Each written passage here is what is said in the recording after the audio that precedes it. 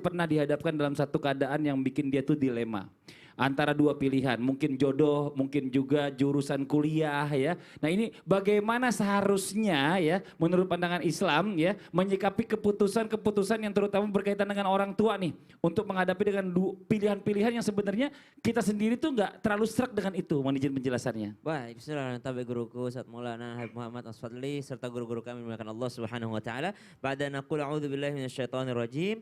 كتب عليكم القتال وهو كره لكم وعسى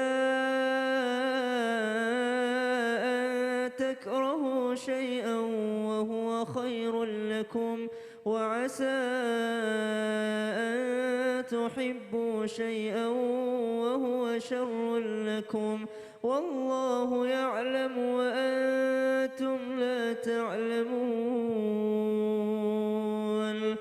Boleh jadi yang kau benci, yang kau tidak senangi adalah sesuatu yang baik bagimu. Dan boleh jadi sesuatu yang engkau cintai, yang engkau senangi itu adalah tidak baik bagimu. Dan Allah maha mengetahui sedangkan manusia tidak mengetahui atau cuma mengetahui sangat sedikit. Yang mengetahui masa depan kita adalah Allah Subhanahu wa taala. Betapa banyak orang yang berterima kasih, bersyukur kepada Allah. Ya Allah, terima kasih atas doa-doa yang dulu engkau tidak kabulkan, yang dulu engkau tidak berikan kepada aku. Seandainya dulu engkau mengabulkan aku dengan ini, maka aku tidak seperti ini sekarang. Seandainya aku dulu engkau kabulkan doanya untuk berada di sini, maka aku tidak di sini sekarang. Maka subhanallah, banyak orang yang bersyukur atas doanya yang belum diterima oleh Allah Subhanahu wa taala, dan Allah menggantikan dengan sesuatu yang lebih baik karena Allah lah yang maha mengetahui. Termasuk di antaranya ada orang yang terlahir dari orang tua yang kurang baik. Bahkan dalam Al-Qur'an disebutkan kisah-kisahnya. Ada Nabi Ibrahim alaihissalam, bagaimana Nabi Ibrahim berdakwah kepada Azar.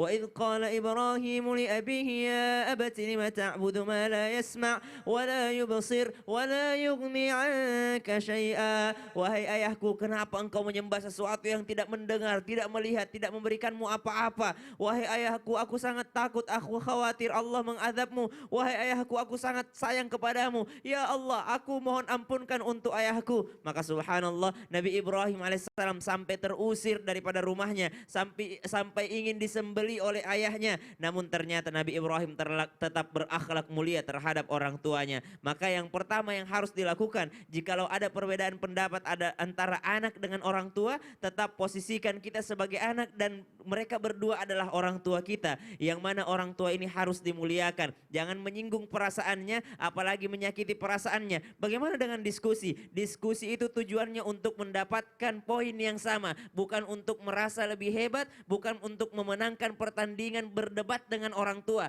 tapi kita mencari jalan keluar bersama. Yang kedua, ketika menghadapi orang tua yang kurang baik, maka subhanallah, minta kepada Allah dan mohon ampunkan kepada Allah Subhanahu wa taala dan tetap berbuat ihsan kepada mereka. Dan tanpa bermaksud menggurui ataupun mengajari kepada seluruh orang tua yang dimuliakan Allah Subhanahu wa taala. Kita sebagai manusia, kita ini dititipkan oleh Allah Subhanahu wa taala seorang anak.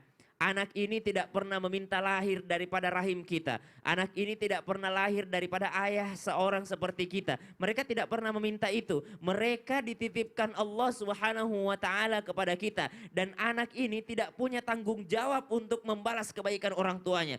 Karena mereka tidak akan pernah mampu. Allah Subhanahu wa taala menitipkan anak kepada kita, jangan kita merasa saya yang melahirkan kau, saya membesarkan kau, kau harus balas budi. Tidak, tapi anggap mereka adalah titipan dari Allah Subhanahu wa taala yang memang kita diminta untuk bertanggung jawab atas mereka. Mereka lahir, mereka nggak minta. Anak-anak lahir dan besar di dalam rumah kita, mereka tidak pernah memilih untuk lahir daripada orang tua seperti kita. Maka kita jadikan mereka benar-benar memandang mereka adalah hadiah dari Allah dan tanggung jawab dari Allah. Jadikan mereka seorang manusia yang luar biasa. Jangan mengharap balasan daripada anak. Karena sesungguhnya kitalah yang dituntut untuk bertanggung jawab sebagai orang tua. Bukan dituntut untuk meminta balasan daripada seorang anak. Karena anak tidak akan pernah mampu membalas kebaikan orang tua. Anak memuliakan orang tua tetap memuliakan anak. Berdiskusi insya Allah dapat jawabannya insya Allah. Musyawarah untuk mufakat jadinya.